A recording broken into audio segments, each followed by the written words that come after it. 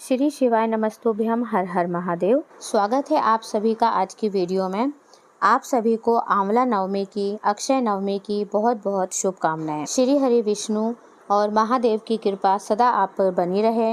आपके घर में बाबा कुबेर भंडारी भंडार भरें। इन शुभकामनाओं के साथ आज की वीडियो शुरू करते हैं। आज है आंवला नवमी।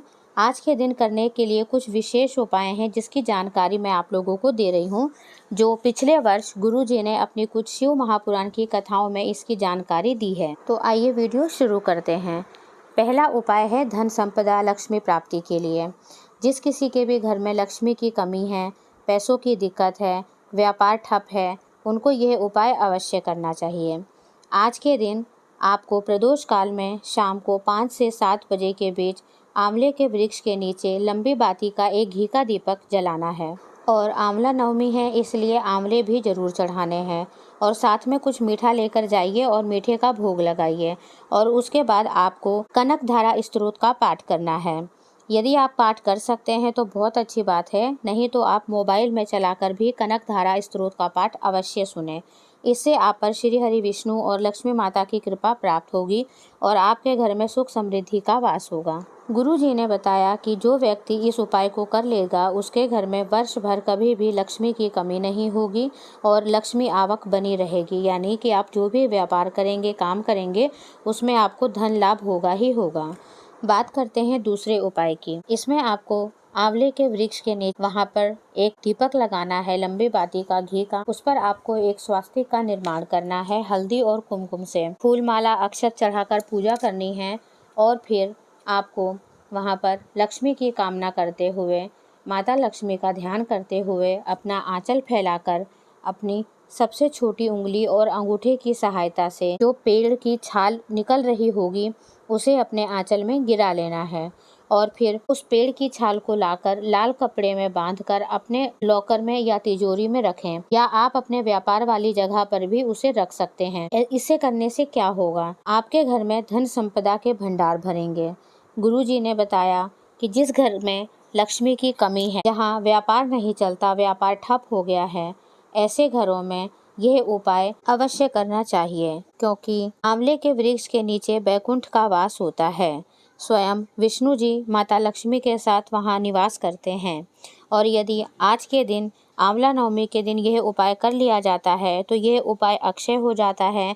और पेड़ की छाल के रूप में जब आप माता लक्ष्मी को अपने घर ले आते हैं तो आप देखेंगे कि यदि आप लॉकर में रखते हैं तो आपकी लॉकर कभी खाली नहीं रहेगा। व्यापार वाली जगह पर अगर आप इस छाल को रखते हैं तो आपका व्यापार दिन दूनी रात चौगुनी तरक्की करेगा। यह उपाय आप सुबह से लेकर शाम तक कभी भी कर सकते हैं। तीसरा उपाय, कहते हैं आंवले के वृक्ष के नीचे बैकुंठ का वास होता है। इसके पीछे गुरु जी ने एक कहानी बताई। एक बार लक्ष्मी जी ने महादेव को भोजन पर आमंत्रित किया, लेकिन महादेव नहीं जा सके। तब लक्ष्मी जी उनके पास आई और उन्होंने पूछा कि आप भोजन करने के लिए बैकुंठ क्यों नहीं आए। तब महादेव ने कहा कि मैं पृथ्वी लोक का कार्यभार संभाल रहा हूँ, क्योंकि विष्णु भगवान योग निद्रा में हैं। यदि मैं बैकुंठ आता हूँ, पृथ्वी लोक का कार्यभार मैं कैसे संभाल सकता हूँ। तब महादेव ने ब्रह्मा जी को याद किया और उनसे पूछा कि कोई ऐसा उपाय बताएं कि जिससे पृथ्वी पर रहकर ही बैकुंठ लोक का फल प्राप्त कर सकें। तब ब्रह्मा जी ने कहा, आंवले के वृक्ष के नीचे बैकुंठ लोक होता है और यदि आप उसके नीचे बैठकर भोजन करते हैं तो आपको बैकुंठ में भोजन का फल प्राप्त होता है। तब माता लक्ष्मी ने महादेव को आंवले के वृक्ष के नीचे भोजन कराया।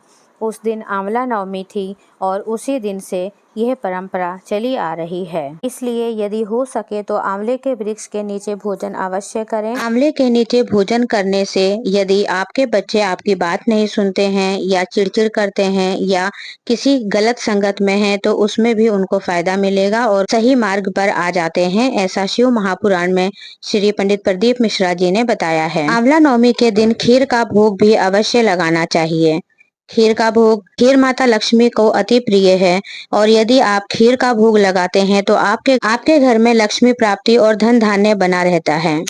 यदि हो सके तो प्रदोष काल में शिव मंदिर में जाकर, विष्णु भगवान के मंदिर में जाकर दीपदान अवश्य करना चाहिए, और आंवले का दीपदान भी होता है, आप वह भी अवश्य कीजिए।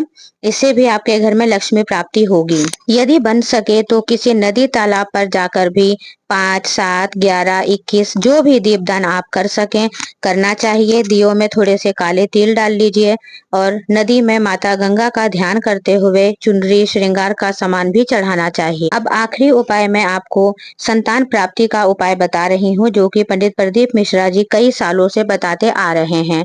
यह उपाय केवल देव उठनी एकादशी के दिन किया जाता है। इस दिन माता तुलसी का विवाह श्री शालिग्राम भगवान जी के साथ कराया जाता है और उन्हें लाल या पीली चुनरी उड़ाई जाती है।